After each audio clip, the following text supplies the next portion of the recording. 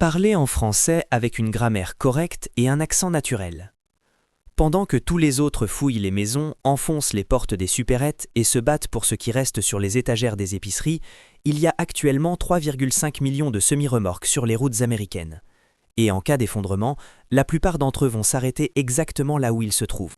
Le conducteur va prendre une décision, continuer à rouler vers une livraison que personne n'attend ou abandonner le camion et rentrer chez lui retrouver sa famille. Et l'immense majorité d'entre eux choisira la famille, ce qui signifie que des millions de poids lourds resteront immobilisés sur les autoroutes, dans les relais routiers, sur les bretelles de sortie, sur les parkings d'entrepôts et sur les accotements de chaque axe inter-État du pays, verrouillés et intacts, contenant un volume de matériaux qui fait passer une maison moyenne pour un tiroir à bric-à-brac. Les gens ne considèrent pas les semi-remorques comme des cibles de récupération parce qu'ils les voient comme des véhicules, et les véhicules servent à conduire, or l'ère de la conduite est terminée. Mais un semi-remorque n'a jamais été qu'un simple véhicule. C'est un entrepôt roulant, un système mécanique et un dépôt de matières premières tout en un. Et le camion lui-même, pas la remorque, le tracteur, contient 6 choses qui valent plus que presque tout ce que vous trouverez à l'intérieur d'un bâtiment résidentiel. La remorque peut être pleine de téléviseurs, ou de boîtes en carton vide, ou de quelque chose d'utile, et cela vaut la peine de vérifier. Mais le vrai trésor, c'est l'engin lui-même, la cabine et le châssis. Parce que ces composants ont été conçus pour traverser un continent en tractant 40 tonnes. Et l'ingénierie qui rend cela possible se traduit par des matériaux de survie à une échelle et d'une qualité que rien dans une maison ne peut égaler. Parler en français avec une grammaire correcte et un accent naturel. Un semi-remorque standard possède 2 réservoirs de diesel, un de chaque côté du châssis, avec une capacité combinée de 200 à 300 gallons. Même un camion qui était à court de carburant lorsque le conducteur l'a abandonné a probablement encore 50 à 100 gallons restants. Et beaucoup de ceux qui ont été abandonnés au début d'un effondrement, garés dans un relais routier ou rangés sur le côté quand le trafic s'est figé, peuvent avoir des réservoirs pleins ou presque pleins. Le carburant diesel a une durée de conservation de 12 à 18 mois, sans traitement, et encore plus longtemps avec un stabilisateur de base, ce qui signifie que le carburant d'un semi-remorque abandonné est utilisable pendant bien plus d'1 an après le début de l'effondrement. 200 gallons de diesel représentent une réserve d'énergie presque inconcevable dans un contexte post-effondrement. Cela alimente des générateurs. Un générateur diesel de taille moyenne consommant 1 gallon par heure vous donne 200 heures d'énergie électrique à partir des réservoirs d'un seul camion. Assez pour faire fonctionner des équipements médicaux, réfrigérer des médicaments, alimenter des systèmes de communication et charger des batteries pendant des mois si vous gérez cela avec soin. Cela fait rouler des véhicules. Toute voiture, camion ou équipement lourd diesel encore fonctionnel peut être alimenté par votre réserve. Cela fait fonctionner des chauffages. Un chauffage d'appoint au diesel peut maintenir un abri au chaud pendant tout un hiver avec une fraction de ce qu'un seul camion contient. Et le diesel, contrairement à l'essence, est relativement stable et sûr à stocker. Il ne produit pas de vapeur explosive à température ambiante, il ne se dégrade pas aussi vite, et il peut être siphonné, transporté et stocké dans n'importe quel récipient raisonnablement scellé, sans les risques de volatilité qui rendent le stockage de l'essence dangereux. Les réservoirs de carburant d'un seul semi-remorque contiennent plus d'énergie utilisable que toutes les batteries, toutes les bouteilles de propane et tous les bidons d'essence d'un pâté de banlieue entier réunis. Et il y a des dizaines de semi-remorques abandonnées à quelques kilomètres de presque n'importe quel endroit du pays. Parler en français avec une grammaire correcte et un accent naturel. Un semi-remorque ne fonctionne pas avec une seule batterie de voiture. Il fonctionne sur un banc de 2 à 4 batteries commerciales robustes. Chacune a environ 3 à 4 fois la capacité d'une batterie de voiture standard. Ce sont des batteries à décharge profonde ou à doubles usages, conçues pour démarrer un énorme moteur diesel par des températures négatives et alimenter les systèmes électriques du camion pendant les périodes de repos nocturnes lorsque le moteur est éteint. Un banc de batterie typique de semi-remorque contient 200 à 400 ampères-heure de capacité de stockage à 12 volts, ce qui est assez d'énergie électrique pour faire fonctionner un éclairage LED, charger des appareils, alimenter une radio et utiliser de petits équipements médicaux pendant des jours sur une seule charge. Mais la vraie valeur réside dans le fait que les batteries de semi-remorque sont conçues pour des abus qui détruiraient une batterie de voiture en quelques semaines. Elles sont conçues pour être déchargées et rechargées des milliers de fois, pour fonctionner à des températures extrêmes et pour fournir un courant élevé sur demande sans faillir. Dans un effondrement où vous bricolez un système de charge solaire à partir de panneaux récupérés et avez besoin d'un banc de batterie capable de gérer des cycles de charge irréguliers sans mourir, les batteries de semi-remorque sont la référence absolue. Elles dureront plus longtemps et seront plus performantes que n'importe quelle autre source de batterie que vous pourriez trouver. Branchez les batteries en parallèle et vous avez une station d'énergie de 12 volts avec une énorme capacité de stockage. Branchez-les en série et vous avez un système de 24 ou 48 volts pour faire fonctionner des équipements plus importants.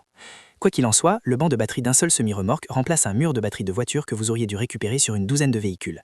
Et il le fait avec des batteries spécifiquement conçues pour le type de charge imparfaite et incohérente que tout système électrique improvisé fournira. Parler en français avec une grammaire correcte et un accent naturel. Les semi-remorques utilisent de l'air comprimé pour faire fonctionner leur système de freinage. Et l'infrastructure qui produit, stocke et distribue cet air est un kit d'outils pneumatiques tout prêt qui a des applications de survie que la plupart des gens ne peuvent même pas imaginer avant de voir les composants étalés. Le compresseur, une pompe à air entraînée par courroie ou par engrenage monté sur le moteur, est un dispositif qui prend l'air atmosphérique et le pressurise à 120 livres par pouce carré ou plus. Déconnecté du moteur et entraîné par n'importe quelle source de puissance rotative, une manivelle, une roue de vélo, une roue à aube, même un second moteur provenant d'un véhicule plus petit. Ce compresseur remplit des réservoirs d'air qui peuvent alimenter des outils pneumatiques, gonfler des pneus, faire fonctionner des systèmes pneumatiques improvisés et fournir de l'air sous pression pour toute application où vous avez besoin d'une force transmise par un tuyau. Les réservoirs d'air eux-mêmes sont des récipients sous pression en acier conçus pour 150 livres par pouce carré ou plus, et ils sont construits selon des normes de sécurité qui les rendent pratiquement indestructibles en usage normal. Ces réservoirs peuvent stocker de l'air comprimé pendant des semaines sans fuite, et un camion en possède généralement 2 à 4, contenant chacun plusieurs pieds cubes d'air comprimé. En tant que réservoir de stockage autonome, ils sont supérieurs à n'importe quel récipient que vous trouverez dans une maison pour stocker de l'eau sous pression, garder des liquides scellés et protégés ou servir de réservoir pour tout système d'air comprimé que vous construisez. Les conduites d'air, le tube en nylon et les raccords en acier reliant le système sont des tubes flexibles résistants à la pression avec des raccords rapides qui peuvent être réutilisés comme conduite d'eau, conduite de transfert de carburant ou conduite d'alimentation pneumatique pour tout système improvisé. Les raccords sont en latant ou en acier, filetés et scellés, réutilisables et compatibles avec le matériel standard. Un système complet de freinage pneumatique de semi-remorque désassemblé et organisé est essentiellement un magasin de fourniture de plomberie et de pneumatique contenu dans un seul véhicule. Parler en français avec une grammaire correcte et un accent naturel. Un pneu de semi-remorque standard mesure environ 40 pouces de diamètre, 11 pouces de large et contient environ 20 à 25 livres de fil d'acier de carcasse, une bande de roulement en caoutchouc épaisse conçue pour survivre à 500 000 miles d'abus sur autoroute, et un volume de matériaux qui éclipse un pneu de voiture par un facteur de 3 ou 4. Un seul pneu de semi-remorque contient assez de caoutchouc de bande de roulement pour semeler 15 à 20 paires de sandales indestructibles. Le fil d'acier extrait d'un seul pneu fournit assez de fil à haute résistance pour des dizaines de colliers, des centaines de pieds de matériaux de ligature et assez d'acier brut pour une opération importante de fabrication d'outils.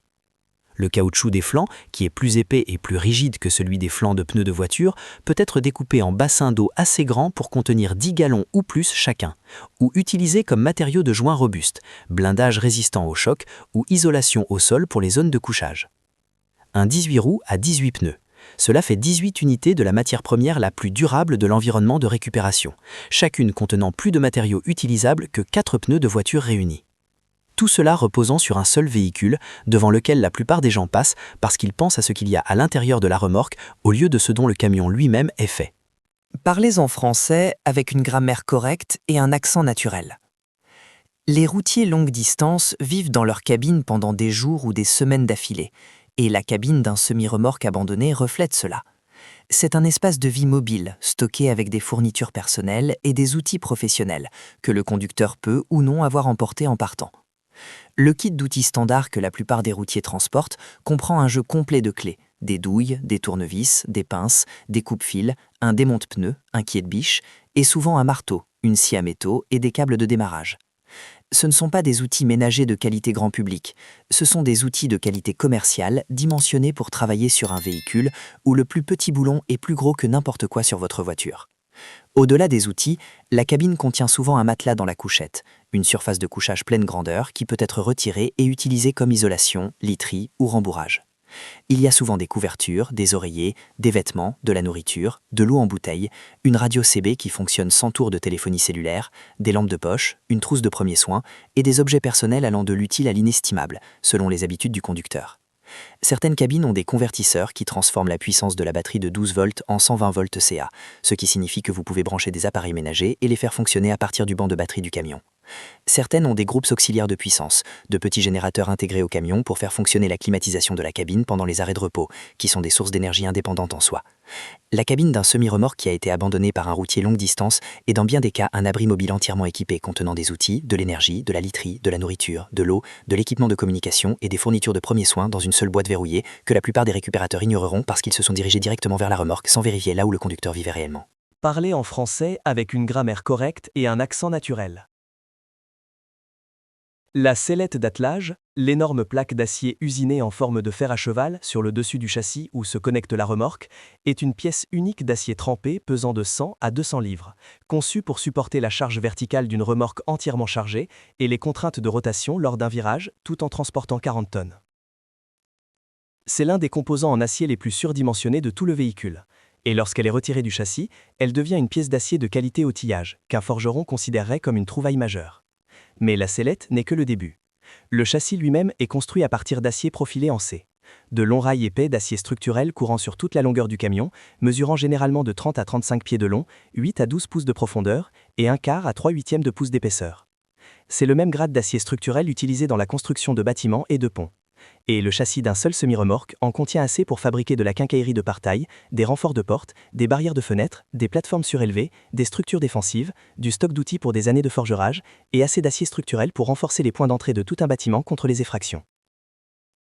Les traverses reliant les deux rails du châssis sont des pièces d'acier lourd supplémentaires qui peuvent être découpées avec une scie à métaux ou une meuleuse d'angle et utilisées comme pieds de biche, bras de levier, piquets d'ancrage ou pour toute application nécessitant une poutre en acier solide qui ne pliera pas sous la charge. Les paquets de lames de la suspension, des lames impilées d'acier à ressort à haute teneur en carbone, sont parmi les meilleurs matériaux de fabrication de couteaux qui existent, prisés par les couteliers pour leur dureté, leur capacité à garder un tranchant et leur disponibilité en barre plate qui ont déjà la bonne épaisseur pour le travail de la lame. Voici ce qu'un seul semi-remorque abandonné vous donne. Jusqu'à 300 gallons de diesel stable et polyvalent qui alimente les générateurs, les véhicules et les chauffages pendant des mois. Un banc de batterie avec plus de capacité de stockage qu'une douzaine de batteries de voitures réunies. Un système pneumatique complet comprenant un compresseur, des réservoirs pressurisés et un réseau de raccords de conduite. 18 pneus massifs contenant plus de caoutchouc brut et d'acier que vous ne pourriez en récupérer sur 50 voitures. Une cabine pleine d'outils commerciaux, de literie, de fournitures et éventuellement d'une unité de puissance indépendante. Et un châssis fait d'acier structurel qui prendrait des semaines à accumuler à partir de toute autre source. Tout cela repose sur l'accotement de l'autoroute dans un véhicule qui pèse de 15 000 à 22 000 kg à vide et devant lequel tous les autres survivants passent en allant piller la station-service à $1/4 de là. La station-service est vide depuis le deuxième jour. Le semi-remorque est là, intact, depuis le premier jour. Et il contient plus de matériaux utilisables que la station-service, la maison d'à côté et la supérette d'en face réunies. Les gens qui comprendront ce lato auront du carburant, de l'énergie, des outils, du caoutchouc, de l'acier et de l'air comprimé, alors que tous les autres seront encore en train de fouiller les tiroirs des cuisines et les armoires à pharmacie à la recherche de miettes. Ne passez pas devant le camion.